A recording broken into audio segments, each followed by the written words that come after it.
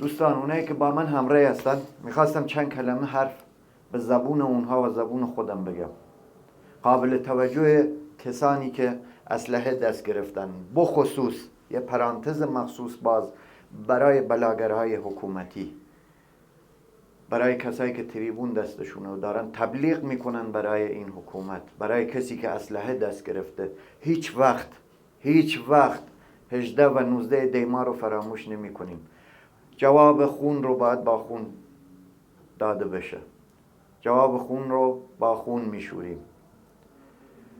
تویی که ورزشکاری، تویی که بازیگری، تویی که به قول یارو گفتنی سرشناسی، همه میشناسند، همش به خاطر مردمه که به اینجا رسیدی. فردا روز این حکومت میره فرار میکنه، تو رو با خودشون نمیبرن، میمونی و یه ملت. اون موقع رحم در کار نیست، بخشش در کار نیست، دلسوزی در کار نیست، اینجور بودم اونجور بودم فلان بودم بیسان بودم در کار نیست. حتما باید محاکمه بشی، چون ما فراموش نمی کنیم 18 و 19 دی ماه رو.